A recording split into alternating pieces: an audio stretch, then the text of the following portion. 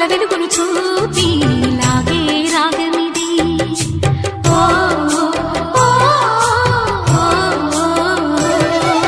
నీలో మమతల మధుని చూసి నాలో తరగని తహతహ దూకి నీకై తరగల పరుగులు తీసి చేరే వేగమిది.